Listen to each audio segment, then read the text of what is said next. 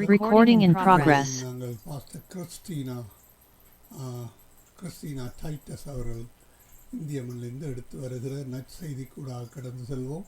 அதனைத் தொடர்ந்து தேவ ஊழியர் சகோதரி ஐரீன் அவர்கள் எடுத்து வருகிற ஜீவமன்னா, தேவ ஊழியர் சகோதரி வாணி வெங்கட் அவர்கள் போனியோ தேசத்திலிருந்து எடுத்து வருகிற நற்சிந்தனைக்கூடாகவும் கடந்து செல்வோம். கர்த்தர் தாமே வழி நடத்துவாராக. நாங்கள் இந்த வேளையிலும் தேவ ஊழியர் பாஸ்டர் கிறிஸ்டின் அவர்கள் இந்திய மண்ணிலிருந்து எடுத்து வருகிற தேவ செய்திக்காக கடந்து செல்வோம், ஜீவ வார்த்தைக்காக கடந்து செல்வோம். ஆமென். கர்த்தருடைய பரிசுத்த நாமத்திற்கு மகிமை உண்டாவதாக. இந்த அருமையான தருணத்தில் கிறிஸ்துவின் நாமத்தினாலே உங்களை சந்திப்பதில் மிகுந்த மகிழ்ச்சி அடைகிறாள். ஒரு காரியத்தை குறித்து தியானிக்க போகிறோம். சங்கீதம் 68:6 வாசிக்கலாமா?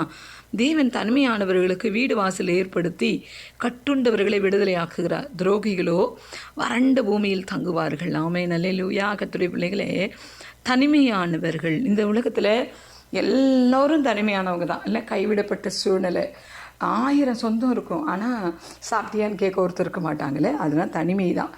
நிறைய பேர் கூட இருக்கிற மாதிரி இருக்கும், ஆனால் நம்முடைய வேதனையில் துக்கத்தில் நம்முடைய தேவையில் ஒருத்தரும் நம்ம கூட இருக்க மாட்டாங்க. தனிமை தானே இல்லை? அது மட்டும் இல்லாமல் உண்மையாகவே யாருமே இல்லாமல் இருக்கிற ஒரு தனிமையான ஜனங்கள். இந்த நாளில் கர்த்தருடைய ஆவியானவர் தனிமையான பிள்ளைகளுக்காக பேசி கொண்டிருக்கிறார். ஆவியானவர் தனிமையானவர்களுக்கு என்ன செய்வாரா? வீடு வாசல் ஏற்படுத்தி தருவாரா. வேதம் இங்கே ரொம்ப தெளிவாக சொல்லுகிறது, தனிமையானவர்களுக்கு வீடு வாசல் ஏற்படுத்தி. ஆமேன். வீடு வாசல் ஏற்படுத்தினா 2 விதத்தில் பார்க்கலாம். ஒன்று, இந்த பூமிக்குரிய வீடு, சரிங்களா? நம்ம இங்கே தனிமையாக இருக்கிறாங்க அப்படின்னா அவங்களுக்கு ஒரு பாதுகாப்பு. தாவீது எல்லாவற்றையும் ஜெயித்து கொண்டார். ராஜாவாக இளைப்பாறுதலுக்குள்ளே கடந்து போனார். அருமையான ஒரு ரொம்ப பீஸ்ஃபுல்லான ஒரு டைம். எந்த விரோதியும் இல்லை, எந்த துரத்துதலும் இல்லை, எந்த யாரும் தாக்குவதற்கான நபர்கள் இல்லை.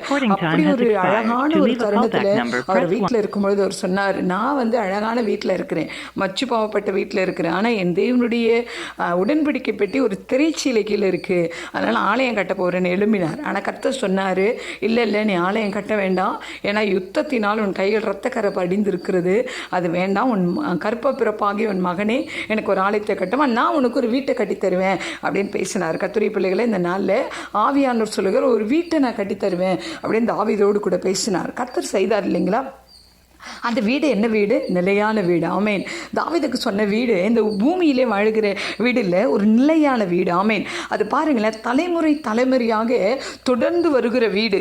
அவங்க சந்ததி அதுக்கப்புறம் ஏசு கிறிஸ்து இன்னைக்கு நீங்களும் நானும் அதே இந்த வீட்டின் வழியாக தான் நீங்களும் நானும் வரும். அப்போ இன்றைக்கு கர்த்தர் பாருங்களேன், தனிமையானவர்களுக்கு, யாருமே இல்லாதவங்களுக்கு பரலோக ராஜ்யத்தில் ஒரு வீடு, இன்றைக்கு இந்த பூமியிலே வாழ்வதற்கான ஒரு வீட்டை கர்த்தர் ஆயத்தப்படுத்தி தருகிறார். அது மட்டும் இல்லை, இங்கே வேதம் சொல்லுகிறது, கட்டுண்டவர்களை விடுதலையாக்குகிறார். கட்டப்பட்டவங்களை என்ன செய்வாருங்க? விடுதலையாக்குவார். கட்டப்பட்டவங்களை அருமையாக விடுதலையாக்குவார். தெய்வ சமூகத்தில் ஒருவேளை நீங்கள் கட்டப்பட்டு இருக்கிறீங்களா? அதாவது தெய்வ சமூகத்தில் கட்டப்பட்டிருக்கீங்கன்னா அது நல்லது. ஒருவேளை அதை தவிர்த்து இந்த பூமிக்குரிய காரியத்தில் நீங்கள் கட்டப்பட்டு கிடக்கிறீங்களா? கர்த்தர் உங்களை விடுதலையாக்குவார். ஆமென். கல்லறைக்குள் இருந்து லாசருவே ஆவியானவரால் ஆண்டவரால் விடுதலையாக்க முடியும்னா உங்களை விடுதலையாக்க முடியும். ஆமென். அதனால் இந்த காலை வேளையில் உங்கள் கூட கர்த்தர் பேசியிருக்கிறார். நமக்கு அப்படி நன்மை செய்வார் துரோகிகளோ. ஆமென். ஒருவேளை கர்த்தரை அறிந்து கொண்டு கர்த்தருக்கு விரோதமான காரியங்கள் செய்யலாம், திருச்சபைக்கு விரோதமான காரியங்கள் செய்யலாம், ஊழியக்காரங்களுக்கு விரோதமாக எழும்பலாம். இவங்கெல்லாம் யாருங்க? துரோகிகள் அப்படின்னு வேதம் சொல்லுகிறது. அவர்களும் வறண்ட பூமி, அவங்களுக்கு நன்மை இல்லைன்னு கர்த்தர் சொல்கிறார். இன்னைக்கு அப்படிப்பட்ட நிலைக்குள்ளே நீங்களும் நானும் போயிடக்கூடாது. எந்த சந்தர்ப்பம் சூழ்நிலை வந்தாலும் கர்த்தருக்கு ஃபேவராக, கர்த்தருக்கு பிரியமாக நம்ம வாழ கற்றுக்கொள்வோம். நாளில் கர்த்தர் நிச்சயமாக உங்களுக்கு வீடு வாசல் இல்லையா, இன்னைக்கு கர்த்தர் கட்டாயம் கட்டி தருவார். நீங்கள் கட்டப்பட்டிருக்கீங்களா? விடுதலையாக்குவார். ஜெபிக்கலாமா? நல்ல தெய்வம், இந்த நாளில் பரிசுத்தாவே நான் எங்கள் கூட பேசியிருக்கிறீங்கப்பா. வார்த்தைகள் உம்முடையது, எல்லாம் உம்முடையது ஆண்டவரே. நிச்சயமாக செய்வேன்னு சொன்னவர் செய்வீங்க. இதை கேட்கிற ஒவ்வொரு பிள்ளைகளும் ஆண்டவர், கேட்க போகிற ஒவ்வொரு பிள்ளைகளும் ஆசீர்வதி கிறிஸ்து நாமத்தில் ஜெபித்து ஒப்புக் கொடுக்கிறோம் எங்கள் நல்ல பிதாவே. ஆமென். ஆமென். கிறிஸ்துவில் பிரியமானவர்களே, இந்த நாளுக்கென்று தேவன் நமக்கு இருக்கிற ஜீவ வார்த்தை சங்கீதங்களின் புஸ்தகம் 57வது சங்கீதம் 3வது வசனம். கர்த்தர் பரலோகத்திலிருந்து ஒத்தாசை அனுப்பி ரட்சிப்பார். எனக்கு அருமையான சகோதர சகோதரிகளே, இன்றைய நாளிலும் கர்த்தர் உங்களுடைய எதிர்பார்ப்புகள், விண்ணப்பங்கள் எல்லாவற்றுக்கும் பரலோகத்திலிருந்து பதிலையும் ஒத்தாசைகளையும் அனுப்பி ஆசிர்வதிக்கின்ற நாளாய் வாக்கு பண்ணி உள்ளார். அநேக நீண்ட நாட்களாய் உங்களுடைய ஜபங்களுக்கு பதில் தாமதமாகிறதே என்றும், எவ்வளவோ பிரயாசப்படுகிறோம் ஒன்றும் பலன் தரவில்லையே என்றும், தடைகளுக்கும் தாமதங்களுக்கும் விடை தெரியாமல் விரக்தியோடு காணப்படுவீர்களானால், இன்றைக்கு இந்த வார்த்தைகள் உங்களை பலப்படுத்துவதாக. சங்கீதக்காரன் தாவீது பாடும் பொழுது, சவுலுக்கு தப்பி ஓடுகிறான், தன் ஜீவனை காத்து கொள்ளும் பொருட்டு அவன் கெபிக்குள் மறைந்து கொண்டிருக்கையில் தன் தேவனை நோக்கி நம்பிக்கையோடு பாடுகின்றான், ஒத்தாசை அனுப்பும் என்று. மேலும் சூழ்நிலைகளினால் தான் எவ்வளவாய் நொறுக்கப்படுவதையும் அவன் தேவனிடத்தில் முறையிடுகிறான். என் ஆத்துமா சிங்கங்களின் நடுவில் இருக்கிறது, தீயை இறைக்கிற மனு புத்திரர்களுக்குள்ளே கிடக்கின்றேன். அவர்கள் ஈட்டிகளும் அம்புகளும் பட்டயமுமாயிருக்கிறார்கள் என்று தன் நிலையை சொல்லுகிறதை பார்க்கின்றோம். நீங்களும் கூட இன்றைக்கு எந்த மனநிலையோடு இருந்தாலும் தாவீதை போல விசுவாசித்து தைரியமாய் காத்திருங்கள்.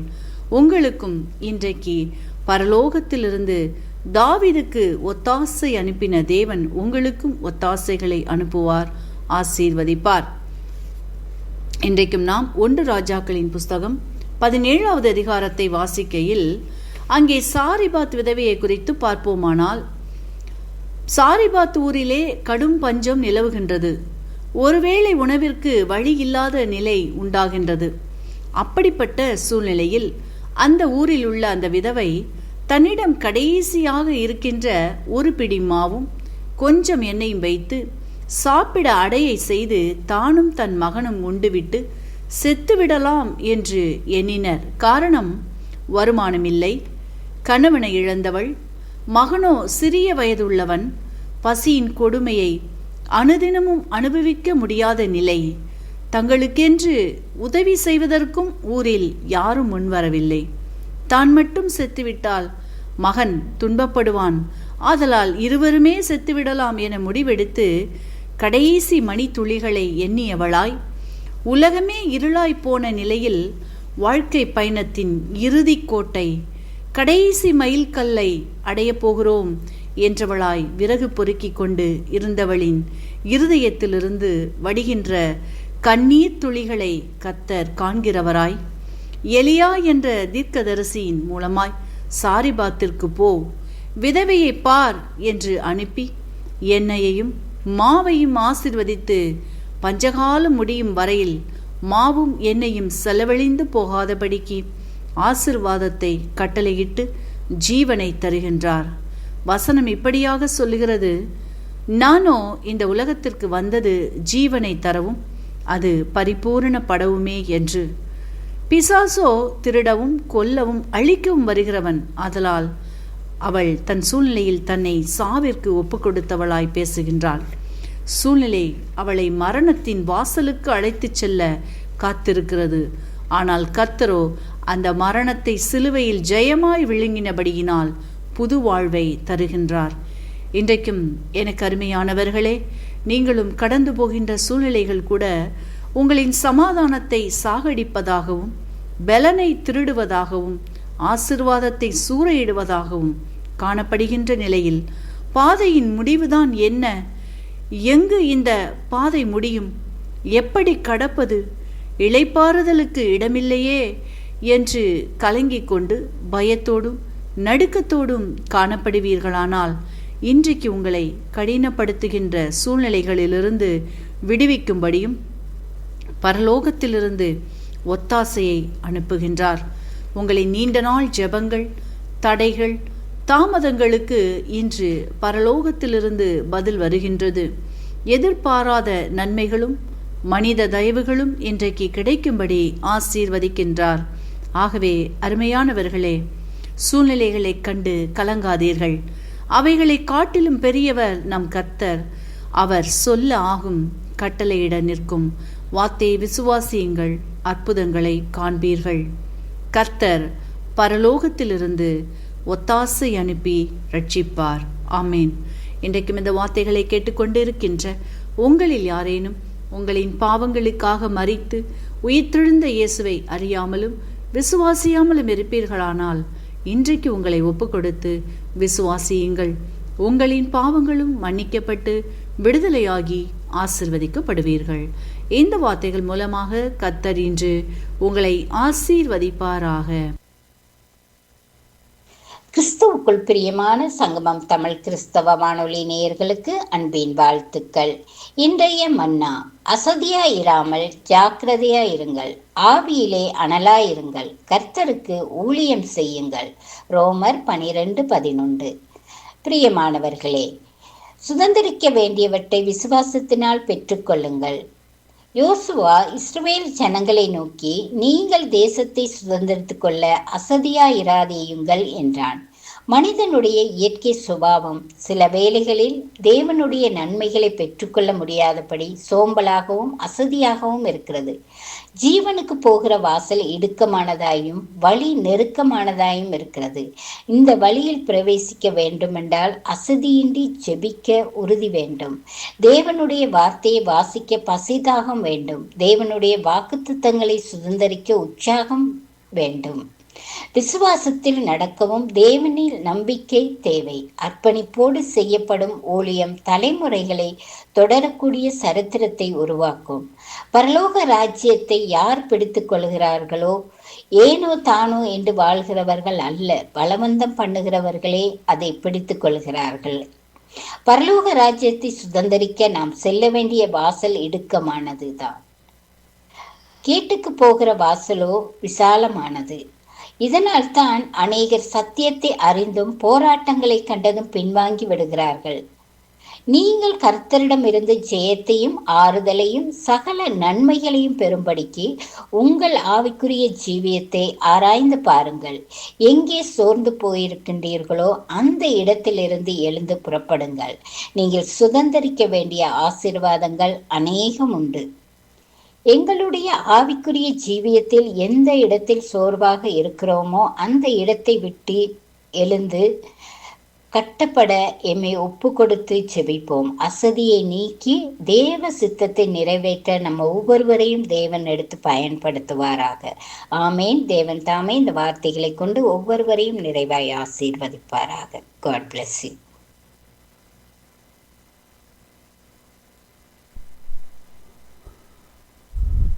ஆமீன் ஆமீன். தேவ ஊழியர்கள் சகோதரி வாணி வெங்கட், சகோதரி ஐரீன் அவர்கள், பாஸ்டர் டைட்டஸ் கிறிஸ்டினா டைட்டஸ் அவர்கள் எடுத்து வந்த ஜீவமன்னா ஜீவ வார்த்தை நற்சிந்தனை கேட்டோம்.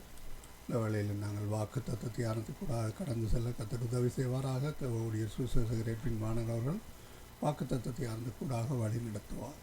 ஆமீன் ஆமீன். ஆயத்தமாவோம்.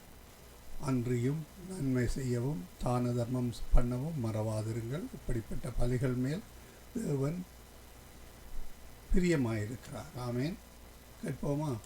ஆமேன்.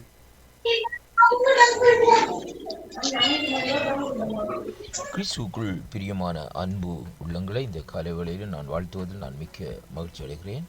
இன்றைய நாளிலும் 7ஆம் தேதி ஆகஸ்ட் மாதம் 2026ஆம் ஆண்டு வெள்ளிக்கிழமை இந்த காலை வேளையிலும் கர்த்தருடைய வார்த்தை இந்த நாட்களில் நமக்கு இப்படியாக சொல்லுகிறது. எபிரேயராக்கம் 13ஆம் அதிகாரம் 16வது வசனத்தை இந்த நாட்களில் வாசிக்க கேட்போமா இருந்தால் கர்த்தருடைய வார்த்தை சொல்லுகிறது, அன்றியும் நன்மை செய்யவும் தான தர்மம் பண்ணவும் மறவாதிருங்கள். இப்படி பலிகளில் தேவன் பிரியமாக இருக்கிறார் என்று கர்த்தருடைய வார்த்தை இந்த நாட்களில் சொல்லுகிறதை பார்க்கிறோம். அருமையான கர்த்தருடைய பிள்ளைகளை, இன்றைய நாட்களிலே நாங்கள் தான தர்மம் செய்கிற வேளையிலேயே அங்கே ஒரு காரியத்தை இந்த நாட்களில் உணரக்கூடியதாக இருக்கிறது.